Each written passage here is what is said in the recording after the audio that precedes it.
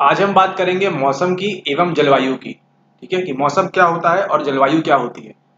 मौसम जो है क्या है, वो वायुमंडल की प्रत्येक घंटे, आप जानते हैं वायुमंडल क्या होता है, बहुत बढ़िया, कि इसमें प्रत्येक घंटे 12 बजे क्या हो रहा है, 1 बजे, 2 बजे, 3 बजे, 4 बजे, है ना, तथा दिन प्रतिदिन की स्थिति होती है कि आज 12 बजे पानी गिरा, 3 बजे धूप निकल आई और 6 बजे ठंडी पड़ने लगी। ठीक है, तो ये क्या है, ये सभी अलग अलग प्रकार के मौसम है ना। आर्द्र एवं गर्म मौसम किसी को भी चिड़चिड़ा बना सकता है। ठीक है, आर्द्रता जब होगी और गर्मी होगी तो क्या होगा, आपको चिड़चिड़ा हमको महसूस होता है ना। अच्छा हवादार मौसम में हमें आनंद देता है और हम घूमने की योजना भी बना सकते हैं। क्या आपने कभी ऐसा बोला है कि हम 12 बजे दोपहर में जाके घूमेंगे, है ना, नहीं, क्यों? आप कब जाते हैं घूमने, शाम को 4 से 6 के बीच, 7 के आसपास, है ना, इस समय। क्यों? क्योंकि इस समय क्या रहता है, मौसम सुहाना रहता है ना, साफ रहता है। मौसम जो है नाटकीय रूप से दिन प्रतिदिन बदलता रहता है। मौसम क्या है, बदलता है, 12 बजे धूप, 3 बजे छाव, 6 बजे गर्मी, इस प्रकार से होता है ना। लेकिन अगर हम दीर्घकाल की बात करें, है ना, दीर्घकाल में क्या होगा, किसी स्थान का औसत मौसम उस स्थान की जलवायु बताता है। ठीक है, समझते हैं, जैसे हम राजस्थान की बात करें तो वहां की जलवायु किस प्रकार से है, वहां पे है गर्म प्रकार की। ठीक है, वही अगर हम केरल की बात करें, ठीक है, तो वहां क्या है, हमको पानी दिखता रहता है, क्योंकि वहां जो वेस्टर्न घाट्स है उनकी वजह से पानी गिरता रहता है। और वहां पे क्या ज्यादा होती है, आर्द्रता भी ज्यादा होती है। ठीक है, क्योंकि समुद्र के किनारे है, जो भी राज्य आपके कहाँ होंगे, समुद्र के किनारे, वहां आपको क्या मिलेगी, आर्द्रता ज्यादा मिलेगी, चिपचिपाहट ज्यादा महसूस होगी, है ना। तो जब मौसम समझ गए आप, मौसम क्या है, हर घंटे में बदलने वाला, हर दिन प्रतिदिन। आज बारिश गिर रही है, कल मान लीजिए ठंड पड़ने लगेगी, परसों ओले गिरने लगेंगे, तो ये क्या हो रहा है, मौसम में बदलाव हो रहा है। और जलवायु क्या है, दीर्घ काल में, मतलब 25 से 30 बरस में वहां की जलवायु किस प्रकार की है, या फिर ज्यादा भी 50+ वर्षों से कैसी जलवायु है। आप जानते हैं राजस्थान की जब भी बात करेंगे आपको गर्मी पहले दिखाई देती है ना, तो ये क्या है, जलवायु, इसे हम कहते हैं जलवायु। चलिए अब चलते हैं आगे। अब बात करते हैं हम तापमान की। ठीक है, तापमान क्या होता है, तापमान, आप प्रतिदिन जिस तापमान का अनुभव करते हैं वो क्या होता है, वायुमंडल का तापमान होता है। ठीक है, जैसे बोलते हैं ना कि 26 डिग्री सेल्सियस है या 40 डिग्री सेल्सियस है, ये क्या है, इसका तापमान है, ये वायुमंडल का तापमान है। वायु में मौजूद ताप एवं शीतलता के परिमाण को तापमान कहते हैं ना, कि हवा में आपकी जो वायु है वहां पे कितना ताप है एवं कितनी शीतलता है, उसका जो परिमाण होता है उसे क्या कहते हैं हम, उसे हम तापमान कहते हैं। ठीक है, वायुमंडल का तापमान केवल दिन और रात में ही नहीं बदलता, बल्कि ऋतुओं के अनुसार भी बदलता है। शीत ऋतु की अपेक्षा, मतलब ठंडी की अपेक्षा, ग्रीष्म ऋतु ज्यादा गर्म होती है। ठीक है, तो आपको 40 डिग्री टेम्परेचर कब देखने मिलेगा, आपको मार्च के आसपास देखने मिलेगा, है ना। लेकिन 40 डिग्री आपको ठंडी में देखने शायद नहीं मिलेगा, तब कितना मिलेगा आपको, 23 डिग्री, 25 डिग्री, 28 डिग्री, इस तरह से आपको देखने मिलेगा। आथपन की बात करें, एक महत्वपूर्ण कारक है, ये क्या होता है आथपन, देखते हैं, जो तापमान के वितरण को प्रभावित करता है। किसकी वजह से, आथपन की वजह से। सूर्य से आने वाली वह ऊर्जा जिसे पृथ्वी रोक लेती है, आथपन कहलाती है। ये आपका सूर्य है, ठीक है, यहाँ से ऊर्जा आ रही है, ये पृथ्वी है। ठीक है, आथपन क्या करता है, सूर्य से आने वाली वह ऊर्जा जिसे पृथ्वी रोक लेती है, ऊर्जा आई, पृथ्वी ने उसे रोक लिया, उसे क्या कहते हैं, उसे हम कहते हैं आथपन। वो जो ऊर्जा आ रही है वो वापस नहीं गई, कहाँ पे आ गई, यहीं पे आके रुक गई पृथ्वी पर। पृथ्वी ने क्या कर लिया, उसे रोक लिया। क्यों? क्योंकि हम जानते हैं क्या, कौन काम करता है इसका, वायुमंडल में, है ना। और इसे हम क्या कहते हैं, आथपन कहते हैं। अब देखिए वायु दाब मापी क्या है, वायु दाब मापता है कितना प्रेशर है वायु में। ताप मापी क्या करता है, तापमान मापता है। वर्षा मापी क्या करता है, वर्षा को नापता है। और वात दिग्दर्शी क्या है, पवन की दिशा दर्शाता है कि किस तरफ हवा बह रही है। अब यहाँ देखिए, आथपन यानी सूर्यातप जो है की मात्रा भूमध्य रेखा से ध्रुवों की ओर घटती है। मतलब भूमध्य रेखा से जब हम ऊपर जाएंगे ध्रुव की तरफ, ये पृथ्वी है आपकी, ये भूमध्य रेखा है, यहाँ से हम ध्रुव की तरफ जाएंगे तो क्या होगा, ये घटती जाती है, इसलिए तापमान उसी प्रकार घटता जाता है। आपका देखिए, ये आपकी पृथ्वी है, ये आपका कौन सा वृत्त है, विषुववृत्त वृत्त है, ये आपकी कर्क रेखा है मान लीजिए। ठीक है, यहाँ पे आपका इंडिया है, तो इंडिया का जो टेम्परेचर है, ठीक है ना, वो मान लीजिए हम 25 डिग्री मानते हैं आइडियल। ठीक है, लेकिन जब यहाँ इंडिया के ऊपर क्या है, यहाँ चाइना, मंगोलिया, रशिया, इसे ऊपर जाते जाते यहाँ पे जब आर्कटिक पे पहुंच जाते हैं हम, तो हमको क्या देखने को मिलता है, वहां पे तापमान -25 डिग्री देखने मिलता है। ठीक है, जस्ट एग्जाम्पल बता रहे हैं, कितना मिलता है हमको, माइनस में देखने मिलता है। तो आप देख रहे हैं यहाँ से कितना हो गया, तापमान घटना स्टार्ट हो गया, मतलब और ठंड पड़ना स्टार्ट हो गई। ठीक है, तो जितना ये बीच में रहेगा यहाँ तापमान क्या रहेगा, ज्यादा रहेगा, और जितना ऊपर जाएगा कहाँ पे, ध्रुवों की तरफ, ये दक्षिण ध्रुव, ये उत्तरी ध्रुव, तो जितना ये ध्रुवों की तरफ जाएगा तापमान क्या होगा, उतना घटता जाएगा। ठीक है, इसलिए रशिया में देखिए बर्फ मिलती है आपको, है ना, कनाडा में आपको बर्फ देखने मिलती है। आपने कभी इंडिया में बर्फ देखी है, केरला तमिलनाडु में? नहीं। क्यों? क्योंकि यहाँ पे क्या है, तापमान उसी प्रकार घटेगा जब हम कैसे जाएंगे, ध्रुवों की तरफ जाएंगे। ठीक है, अब आप समझ गए होंगे, अब आपको मालूम क्लियर हो गया कि ध्रुव है, उत्तरी ध्रुव में बर्फ क्यों मिलती है आपको ना। यदि पृथ्वी का तापमान अत्यधिक बढ़ जाता है तो यह इतनी गर्म हो जाएगी कि यहाँ कुछ फसलें नहीं उग सकेंगी। ठीक है, अगर पृथ्वी बहुत ज्यादा गर्म हो गई तो क्या होगा, जो फसलें हैं वो बिल्कुल नहीं उग पाएंगी। गांवों की अपेक्षा नगरों का तापमान बहुत अधिक होता है ना। अब देखिए गांव में आपको ठंडी देखने मिलेगी, मतलब शीतलता देखने मिलेगी, लेकिन जो शहर है वहां क्या मिलेगी आपको, गर्मी अधिक मिलेगी, है ना। दिन के समय में एसाफाल्ट, है ना, एसाफाल्ट जो आपकी सड़कें बनती है कंक्रीट की, उसमें क्या होता है, एक एसाफाल्ट होता है, सी बनी सड़कें एवं धातु और कंक्रीट से बने भवन, है ना, हम कंक्रीट का इस्तेमाल करते हैं घर बनाते समय, भवन बनाते समय, क्या होते हैं, गर्म हो जाते हैं और रात के समय यह ऊष्मा मुक्त हो जाते हैं। आपका जो घर है, आपका ये जो घर है ना, कंक्रीट से बना हुआ है, उसके सामने एक रोड है, ठीक है, इसमें एसफाल्ट है। दिन में क्या होता है, गर्म होते हैं, गर्म होते हैं, गर्म होते हैं, ठीक है, सब गर्मी लेते हैं, लेकिन रात के समय क्या होता है, ये सब गर्मी छोड़ने लगते हैं, है ना। ये कहाँ होगा, आपके बड़े बड़े मकान घर कहाँ हैं, आपके शहर में, है ना, लेकिन गांव में ये सब नहीं होता, इतने बड़े बड़े घर नहीं होते, इसलिए क्या होते हैं, गांव में हमको थोड़ी सी गर्मी कम लगती है। नगर के भीड़ वाले ऊंचे भवन गर्म वायु को रोक लेते हैं, जिससे नगरों का तापमान बढ़ जाता है। बड़ी बड़ी बिल्डिंग होती हैं, वो क्या करती हैं, गर्म वायु को क्या करते हैं, रोक लेती है ना, और नगरों में क्या होता है, तापमान बढ़ जाता है। अब हम बात करते हैं, अगली है वायु दाब, है ना। यहाँ देख लीजिए एक इंफॉर्मेशन दी हुई है कि तापमान को मापने की मानक इकाई डिग्री कितनी है, सेल्सियस है। तापमान क्या बोलते हैं हम, 25 डिग्री सेल्सियस। इसका आविष्कार किसने किया, एंडर सेल्सियस ने किया था, है ना। सेल्सियस पैमाने पर जल, आपका जो जल है, जो वाटर है, कितने पे जमता है, 0 डिग्री पे जम जाता है ना, एवं 100 डिग्री पे उबलता है। इसको समझिए इस प्रकार से, जब आप फ्रीजर में क्या करते हैं, ये बर्फ के क्यूब रखते हैं ऐसे ऐसे करके, है ना, तो उसको आप क्या रखते हैं, बर्फ के क्यूब नहीं रखते, आप पानी रखते हैं, इनमें पानी भर के रखते हैं। तो जमना कब स्टार्ट हो जाते हैं वो, जब वो कितने डिग्री पहुंच जाएंगे, 0 डिग्री पे। और वैसे ही मान लीजिए आपने क्या रखा है, इसमें आपने रखा है पानी उबलने के लिए, ठीक है, गैस पे, या आपकी आग जल रही है या कहीं भी आग जल रही है, ठीक है। तो ये कब होगा, जैसे ये आग का टेम्परेचर कितना पहुंचेगा, 100 डिग्री पहुंचेगा, तब आपका क्या होगा, पानी उबलना स्टार्ट हो जाएगा। इसे हम क्या किसमें नापते हैं, हम नापते हैं इसको सेल्सियस में। अब हम देखते हैं अगला है वायु दाब, हवा का प्रेशर। वायु हमारे शरीर पर उच्च दाब के साथ बल लगाती है, ठीक है, किंतु हम इसका अनुभव नहीं करते हैं। यह इसलिए होता है क्योंकि वायु का दाब हमारे ऊपर सभी दिशाओं से लगता है और हमारा शरीर विपरीत बल लगाता है। आप मान लीजिए खड़े हैं, ठीक है, ये आप खड़े हैं, वायु इधर से भी आएगी, इधर से भी, इधर से भी, इधर से भी, सब तरफ से लगा रही है और आपका शरीर भी बल लगा रहा है। ठीक है, समझ गए इस बात को। पृथ्वी की सतह पर वायु के भार द्वारा लगाया गया दाब, जो प्रेशर है, वायु दाब कहलाता है। वायुमंडल में ऊपर की ओर जाने पर दाब तेजी से गिरने लगता है। पहले ही बता चुके हैं आपको, जैसे जैसे आप ऊपर जाएंगे क्या होगा, प्रेशर गिरने लगेगा, है ना। समुद्र स्तर पर वायु दाब सर्वाधिक होता है।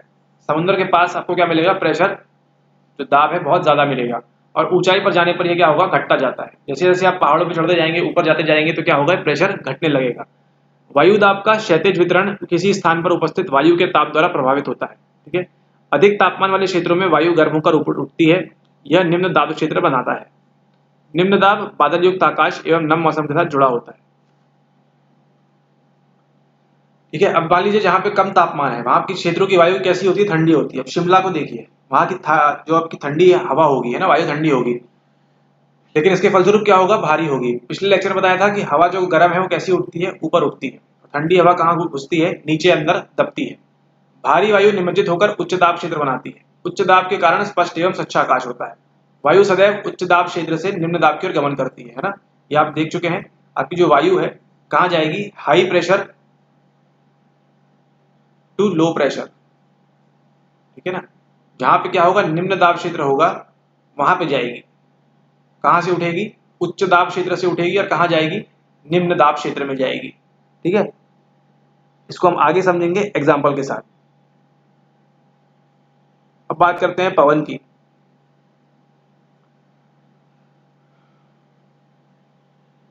उच्च दाब क्षेत्र से निम्न दाब क्षेत्र की ओर वायु की गति को क्या कहते हैं? पवन कहते हैं। मान लीजिए यहाँ पे क्या है, हाई प्रेशर है, यहाँ पे दाब कितना है, ऊंचा है, उच्च दाब है, और यहाँ कितना है, लो प्रेशर है। ठीक है, प्रेशर समझते हैं अपने, दबाव। यहाँ हाई प्रेशर है, यहाँ लो प्रेशर है। हवा किस तरह से जाएगी? हवा इस तरह से जाएगी, उच्च दाब से निम्न दाब की ओर, high pressure to low pressure. तो इसको हम क्या कहेंगे? इस चीज को हम कहते हैं पवन। आप पवन को काम करते देख सकते हैं। जब ये सड़क पर गिरी पत्तियों को उड़ाती है अथवा तूफान के समय पेड़ों को उखाड़ देती है, तब हम कहते हैं बहुत तेज पवन चल रही है, हवाएं चल रही है। वो यही होता है। कभी कभी जब पवन धीरे बहती है तो आप इसे महीन धूल या धुएं के उड़ते हुए देख सकते हैं। कभी कभी पवन इतनी तेज होती है कि इसके विपरीत दिशा में चलना कठिन हो जाता है। आप मान लीजिए 100वीं मंजिल पे खड़े हैं और चलने का प्रयास कर रहे हैं, तो क्या होगा? पवन इतनी तेज होगी कि क्या करती है? आपको पीछे की ओर धकेलती है वो पवन। ठीक है, इसलिए अब जब गर्मी के दिनों में क्या होता है, जब तेज हवाएं चलती हैं, पवन चलती है, लू चलती है, तो आपका छाता जो है वो उड़ जाता है ना। तेज पवन में छाता लेकर चलना आसान नहीं है। ठीक है, ऐसे ही अन्य उदाहरण सोचना है आपको जब तेज पवन के कारण आपके लिए समस्या उत्पन्न हुई हो। ठीक है, पवन को मुख्यतः 3 प्रकारों में विभाजित किया जा सकता है। कौन कौन से 3 प्रकार है वो देखते हैं। सबसे पहला है स्थायी पवने, दूसरा है मौसमी पवने, तीसरा है स्थानीय पवने। स्थायी पवने मतलब परमानेंट विंड कौन सी होती है? व्यापारिक पश्चिमी एवं पूर्वी पवने स्थायी पवने हैं। कौन सी? व्यापारिक, ट्रेड विंड्स जिसे कहते हैं। कौन सी? पश्चिमी एवं पूर्वी। ये पश्चिम है, ये पूरब है ना। पवने स्थायी पवने हैं, ये वर्ष भर लगातार निश्चित दिशा में चलती रहती है। दूसरा है मौसमी पवने, ये पवने विभिन्न ऋतुओं में अपनी दिशा बदलती रहती हैं। उदाहरण के लिए भारत की जो मानसून पवन है वो क्या है? मौसमी पवन है ना, मौसम में पवन बदल जाती है। तीसरा है स्थानीय पवने, ये पवने किसी छोटे क्षेत्र में वर्ष या दिन के किसी विशेष समय चलती हैं। आप जानते हैं लू चलना, लू आपने क्या सुना है? सिर्फ गर्मियों में चलती है। कभी आपने सुना है कि ठंड में लू चल रही है? नहीं। क्यों? क्योंकि ये कौन सी पवने हैं? स्थानीय पवने हैं, किसी पर्टिकुलर स्थान पर चलती हैं, उन्हें क्या कहते हैं? स्थानीय पवने कहते हैं। और मौसमी पवनें कौन सी हैं? भारत की जो मानसून विंड्स हैं उनको कहते हैं। ये सब कब चलती हैं? सिर्फ बारिश के दौरान चलती हैं। और स्थायी पवनें कौन सी हैं? व्यापारिक ट्रेड विंड्स, व्यापारिक वेस्टर्लीज, पश्चिम एवं पूर्वी पवनें स्थायी पवनें। ठीक है, अब यहाँ पे अब हम बात करते हैं आर्द्रता की। ठंडी वायु, गर्म वायु। ठंडी वायु क्या होती है? नीचे जाएगी। गर्म वायु क्या होती है? ऊपर उठती है ना। इसे क्या कहते हैं? चक्रवाती वर्षा कहते हैं। आर्द्र वायु जो ऊपर उठ रही है और फिर यहाँ जाके बादल बनते हैं और वर्षा होती है, उसे क्या कहते हैं? पर्वतीय वर्षा कहते हैं। और तीसरा है हमारे पास वर्षा के प्रकार संवहनी वर्षा। उसमें क्या है? गर्म वायु ऊपर उठी, बादल बना और संवहनी वर्षा हो गई। आइए इनको देखते हैं डिटेल में। बात करते हैं हम आर्द्रता की। आर्द्रता होती क्या है? जब जल, जो पानी है, पृथ्वी एवं विभिन्न जलाशयों से क्या होता है? वाष्पित होता है ना। यहाँ पे मान लीजिए जल भरा हुआ है, ठीक है, ये क्या होता है? वाष्पित होता है ना। गर्मी के कारण क्या होता है? ये वाष्पित होकर ऊपर जाता है, तो यह जलवाष्प बन जाता है। क्या बनता है? ये जो बने हैं छोटे छोटे क्या है? ये जलवाष्प बने हैं। वायु में किसी भी समय, हवा में किसी भी समय जलवाष्प की मात्रा को क्या कहते हैं? आर्द्रता कहते हैं। कितना वाटर वेपर बन रहा है ना, वाटर वेपर कितना बन रहा है, उसे हम क्या कहते हैं? आर्द्रता। 20 बने हैं, 50 बने हैं, 60 बने हैं, 100 बने हैं, उनके मापने की भी एक अलग डिग्री होती है, उसको देखेंगे। तो वायु, आपको क्या समझना है? आर्द्रता क्या है? वायु में कितने जलवाष्प के कण हैं, है ना, वो क्या बताएंगे आपको? वो आपको बताएंगे आर्द्रता। जब वायु में जलवाष्प की मात्रा अत्यधिक होती है तो हम उसे क्या कहते हैं? आर्द्र दिन कहते हैं। जैसे जैसे वायु गर्म होती जाती है, इसकी जलवाष्प धारण करने की क्षमता बढ़ती जाती है और इस प्रकार यह और अधिक आर्द्र हो जाता है। आर्द्र दिन में कपड़े सूखने में काफी समय लगता है ना। जब गर्मी बहुत ज्यादा होती है, आर्द्रता बहुत ज्यादा होती है, तो क्या होता है? कपड़े सूखने में काफी समय लगता है एवं हमारे शरीर से पसीना आसानी से नहीं सूखता और हम कैसा महसूस करते हैं? असहज। जब जलवाष्प ऊपर उठता है, वाटर वेपर कहाँ जाएगा? ये वाटर वेपर जलवाष्प है, ये नदी थी, इससे उठ के क्या बना? जलवाष्प बना। अब ये और ऊपर उठ रहा है। ऊपर उठता है तो यह ठंडा होना शुरू हो जाता है। जलवाष्प संघनित होकर ठंडा होकर जल की बूंदें बनाता है। बादल इन्हीं जल बूंदों का ही एक समूह होता है। तो जो बादल है क्या है? ये और ठंडा हुआ, ऊपर जाके क्या बना दिया इसने? बादल बना दिए, है ना। जब जल की ये बूंदें इतनी भारी हो जाती हैं कि वायु में तैर ना सके, अब क्या हुआ? ये बादल भारी हो गया, तो क्या होगा? अब ये सहन नहीं कर पा रहा है ना, तब ये वर्षण के रूप में नीचे आ जाती है। तब क्या होता है? हमको बारिश देखने को मिलती है। यहाँ पे देखिए यहाँ पे क्या हुआ होगा, यहाँ पे गर्म वायु में क्या हुआ, ये पहले आर्द्रता थी, ठीक है, फिर ये और ठंडे हुए, क्या बना लिया इन्होंने, बादल बना लिया। और अब बादल क्या हो रहे हैं, वायुमंडल में वायु को पकड़ नहीं पा रही है ना, तो क्या होता है फिर अंत में वो बारिश की बूंदे बन के गिरते हैं। ठीक है, समझ गए आप क्या होती है आर्द्रता। चलिए बहुत बढ़िया। अब देखिए, आकाश में उड़ते हुए जेट हवाई जहाज अपने पीछे सफेद पद चिन्ह छोड़ते हैं। आपने कभी अगर रॉकेट देखा हो, हवाई जहाज देखा हो, तो क्या होता है, पीछे पीछे क्या छोड़ते हैं, सफेद सफेद पद चिन्ह छोड़ जाते हैं कि यहाँ से रॉकेट गया, यहाँ से एरोप्लेन गया था। होता क्या है, इनके इंजनों से निकली नमी क्या हो जाती है, संघनित हो जाती है ना। वहां से जो नमी निकल रही क्या होती है, संघनित हो जाती है, जम जाती है छोटे छोटे रूप में। वायु के गतिमान न रहने की स्थिति में यह संघनित नमी कुछ देर तक पथ के रूप में दिखाई देती है। ठीक है, वायु क्या है, वहां पे गतिमान नहीं होती ज्यादा, तो क्या हमको दिखने को मिलता है, इस तरह से आपको पाथ देखने को मिलता है ना, इस तरह से। पृथ्वी पर जल के रूप में गिरने वाला वर्षण वर्षा कहलाता है ना। जो भी पृथ्वी पर पानी गिर रहा है क्या कहलाता है, आपका वर्षण कहलाता है। ज्यादातर भौम जल वर्षा जल से ही प्राप्त होता है। ठीक है, हमको जितना भूमि में जल मिलता है, हमको कहाँ से मिलता है, वर्षा के जल से। ग्राउंड वाटर जो कहते हैं, कहाँ से मिलता है हमको, वर्षा के जल से ही मिलता है। पौधे जो हैं जल संरक्षण में क्या करते हैं, मदद करते हैं। जब पहाड़ी पार्श्वों से पेड़ काटे जाते हैं, वर्षा जल अनावृत पहाड़ों से नीचे बहता है एवं निचले इलाकों में बाढ़ का कारण बनता है। ओके, क्रिया के बात करें तो क्या होती है, संवहनी वर्षा होती है, पर्वतीय एवं चक्रवाती। ये हम देख चुके हैं ऊपर, किस प्रकार से पानी गिरता है, वर्षा किस प्रकार से होती है। ठीक है, पौधों तथा जीव जंतुओं के जीवित रहने के लिए वर्षा बहुत महत्वपूर्ण है, आपके लिए, हमारे लिए, सबके लिए महत्वपूर्ण है। इससे धरातल को क्या मिलता है, ताजा जल प्रदान होता है। अगर मान लीजिए ऊपर से पानी नहीं गिरेगा तो जो जमीन है इस क्या होगी, पूरी सूख जाएगी, है ना। इसलिए जब ये पानी गिरता है धरती के अंदर भी पानी जाता है। यदि वर्षा कम हो तो जल की कमी तथा सूखा हो जाता है। इसके विपरीत अगर वर्षा अधिक हो तो बाढ़ आ जाती है। ठीक है, तो अब आपको क्या करना है, इसका उत्तर सबमिट करना है, उत्तर बताना है इसका। वायुमंडल क्या है ये आप बताएंगे। वायुमंडल का अधिकतर भाग किन दो गैसों से बना है ये बताएंगे।